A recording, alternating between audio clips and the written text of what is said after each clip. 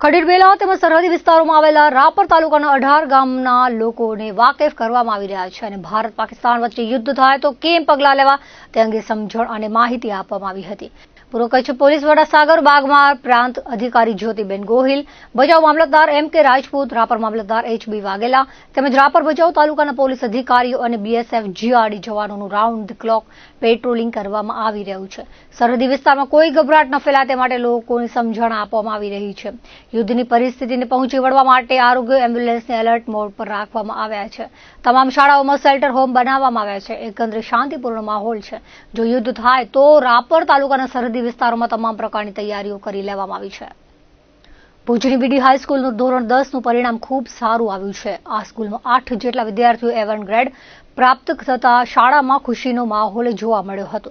આ વેળાએ શાળા પરિવાર, ટ્રસ્ટીઓ, શિક્ષકો અને વિદ્યાર્થીઓને અભિનંદન આપી શુભેચ્છા પાઠવી હતી। બીડી હાઈસ્કૂલનું ધોરણ 10નું 70% પરિણામ આવ્યું હતું। આ અંગે ભુજ લોહાણા મહાજનના પ્રમુખ ડોક્ટર મુકેશ ચંદ્રે જણાવ્યું હતું કે શાળા પરિવારને ખૂબ જ ખુશી થઈ છે કે શાળાના 8 વિદ્યાર્થીઓએ A1 ગ્રેડ મેળવી શાળાનું નામ રોશન કર્યું છે।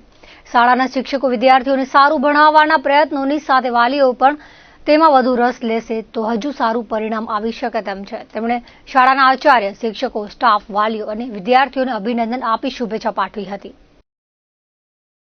જ્યારે 10માનું પરિણામ જાહેર થયું છે ત્યારે બોર્ડનું 83.08% છે, ત્યારે અમારી શાળાનું 70% પરિણામ છે।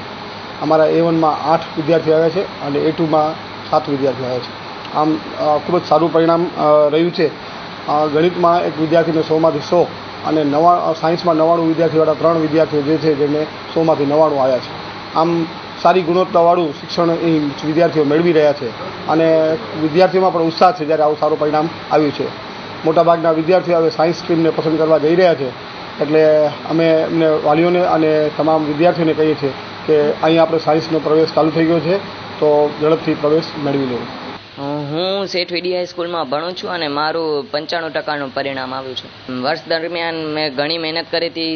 શાળાના શિક્ષકોએ સારો ફાળો આપ્યો અને આગળ જઈને મારે કોમર્સને કરવું છે। મારા 10thની અંદર 95% આવ્યા છે। મારા હાઈએસ્ટ માર્ક્સ મેથ્સમાં છે 99 ને આ માર્ક્સ મેળવવા માટે વીડીના શિક્ષકો દ્વારા જે માર્ગદર્શન મળ્યું હતું મેં વર્ષ દરમિયાન ફોલો કર્યો, જેનાથી મને આ રિઝલ્ટ મળ્યું હતું। Thank you.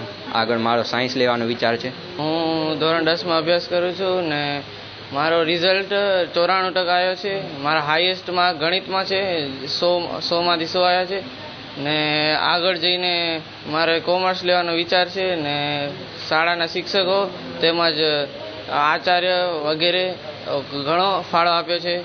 જે વિદ્યાર્થીઓને ખૂબ સારા માર્ક મળ્યા છે, A1 ગ્રેડમાં પાસ થયા છે, કચ્છમાં સારું સ્થાન મેળવ્યું છે, એ બધાને ખૂબ ખૂબ અભિનંદન।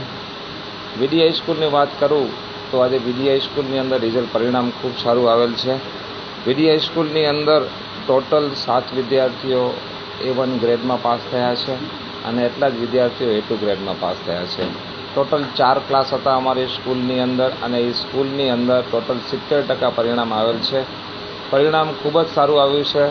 અમારા આચાર્યશ્રી, અમારા બધા શિક્ષકોએ ખૂબ સારી મહેનત કરી છે અને એક ક્લાસની અંદર તો ટોટલ 94% પરિણામ આવ્યું છે અને એની અંદર ક્લાસના સારા છોકરાઓ, ઘણા બધા છોકરાઓ A1 અને A2 ગ્રેડમાં પાસ થયા છે।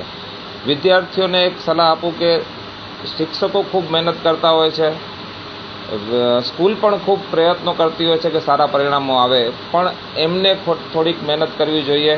એમના વાલીઓએ પણ વિદ્યાર્થીઓની પાછળ થોડીક મહેનત કરવી જોઈએ, થોડું જોવું જોઈએ કે છોકરો બરાબર સ્કૂલે જાય છે, જે હોમવર્ક મળ્યું હોય છે એ હોમવર્ક પ્રોપર કરે છે કે નથી કરતો। એ રીતે થોડુંક વાલીઓ પણ જો છોકરાઓની પાછળ ખ્યાલ રાખે તો હજી પણ વિદ્યાર્થીઓનું પરિણામ ખૂબ સારું આવી શકે। આપણે ધ્રુવ વાણિયા A1 ગ્રેડમાં આવ્યો છે અને સ્કૂલો તરફથી પણ સારો એવો સપોર્ટ મળેલ છે, તો આપણે એમનો ખૂબ ખૂબ આભાર માનીએ છીએ।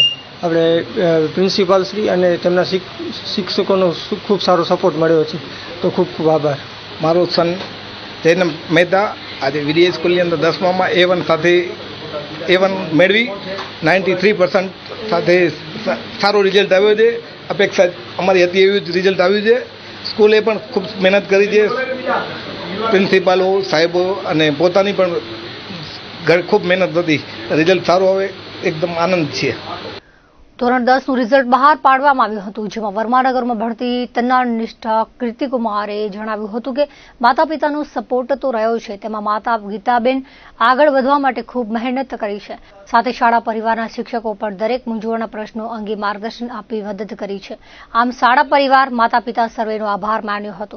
છેવાડાના વર્માનગર ગામની શાળાનો વિદ્યાર્થી A1 ગ્રેડ મેળવી શકે છે.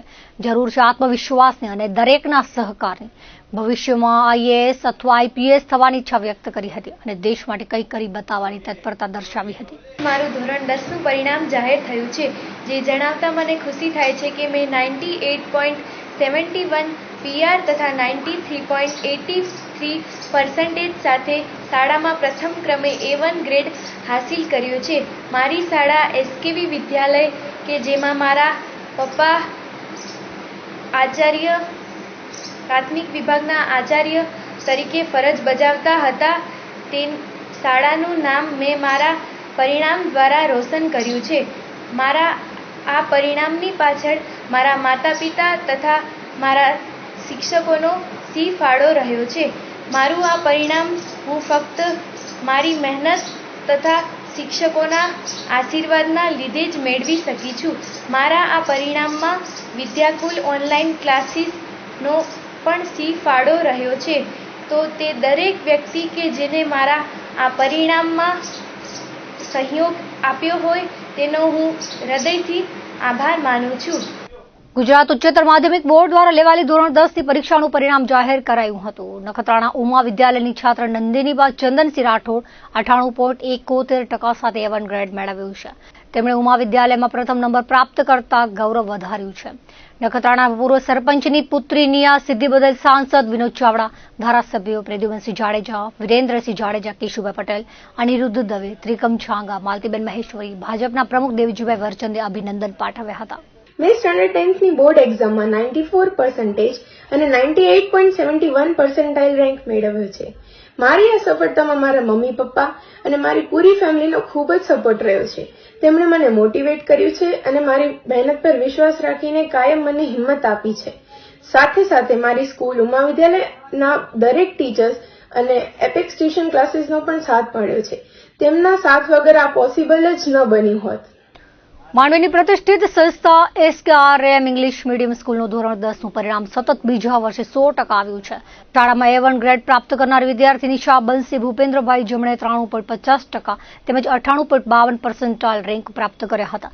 શાળામાં A2 ગ્રેડ પ્રાપ્ત કરનાર વિદ્યાર્થીઓની સંખ્યામાં 15 રહી હતી. શાળાનું સતત બીજા વર્ષે 100% પરિણામ પ્રાપ્ત કરવા પાછળ શિક્ષકોની ટીમ વર્ક તેમજ વાલીઓ અને વિદ્યાર્થીઓની સંસ્થાનો સહયોગ નોંધનીય છે.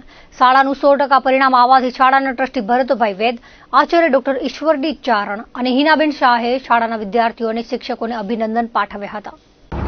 અત્યારે સાકરભાઈ ખીમજી રામદાસનો મેમોરિયલ ઇંગ્લિશ સ્કૂલનો 100% રિઝલ્ટ આવ્યો SSC બોર્ડનો.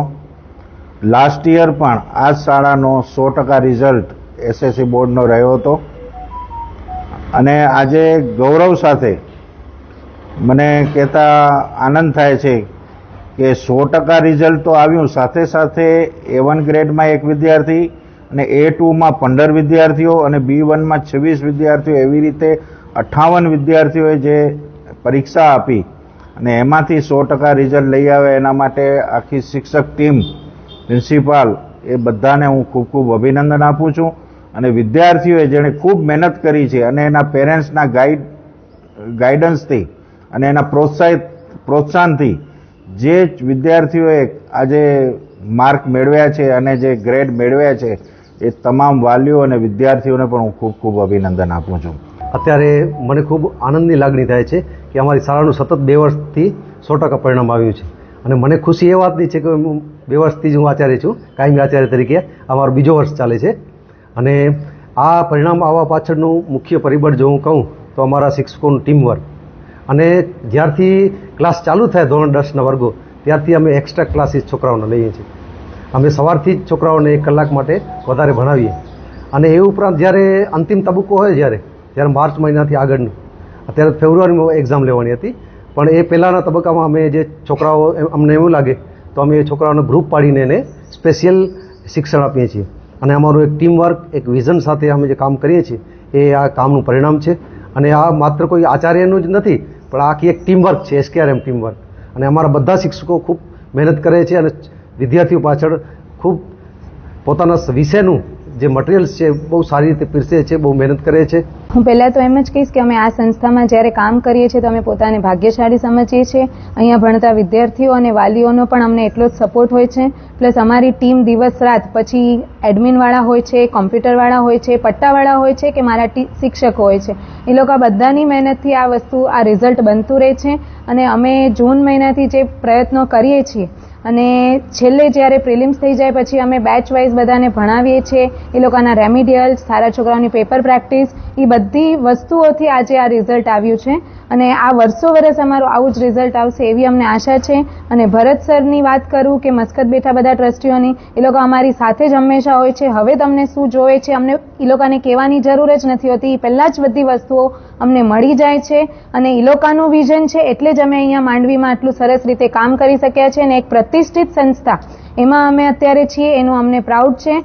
મુન્દ્રામાં પાવાપુરી 4 રસ્તે મહારાણા પ્રતાપસિંહની પ્રતિમાનું ખાતમુહૂર્ત કરવામાં આવ્યું હતું. આ પ્રસંગે રાપરના ધારાસભ્ય વિરેન્દ્રસિંહ જાડેજા અને અબડાસાના ધારાસભ્ય પ્રદ્યુમનસિંહ જાડેજાનું સ્વાગત મુન્દ્રા તાલુકા રાજપૂત ક્ષત્રિય સમાજના હોદ્દેદારોએ કર્યું હતું.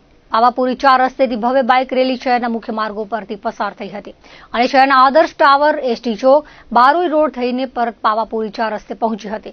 શ્રીફળ નાળિયેર વધેરી ધારાસભ્ય વિરેન્દ્રસિંહ જાડેજા મહારાણા પ્રતાપ સર્કલનું ખાતમુહૂર્ત કર્યું હતું. મુન્દ્રા રાજપૂત ક્ષત્રિય સમાજના મહામંત્રી ચંદુભાઈ જાડેજા અને આશાપુરા ચેરિટેબલ ટ્રસ્ટના ભગીરથસિંહ ઝાલાએ જણાવ્યું હતું કે આ મહારાણા પ્રતાપની પ્રતિમા અંદાજે 2 માસમાં તૈયાર થઈ જશે અને પાવાપુરી 4 રસ્તે અકસ્માતમાં 7 જેટલા યુવાનો મૃત્યુ પામ્યા છે. ત્યારે આ સર્કલ બનવાથી ટ્રાફિકનો પ્રશ્ન હલ થશે અને અકસ્માતનું પ્રમાણ નહિવત જેવું થઈ જશે. મુન્દ્રા રાજપૂત ક્ષત્રિય સમાજના ભાઈઓ બહોળી સંખ્યામાં ઉપસ્થિત રહ્યા હતા. દર્શક મિત્રો, આ હતા ત્યાર સુધીના કચ્છ ઉદય ટીવી ન્યૂઝ. ફરી મળીશું નવા સમાચારો સાથે, નવી અપડેટ સાથે. ત્યાં સુધી મને રજા આપશો. નમસ્કાર.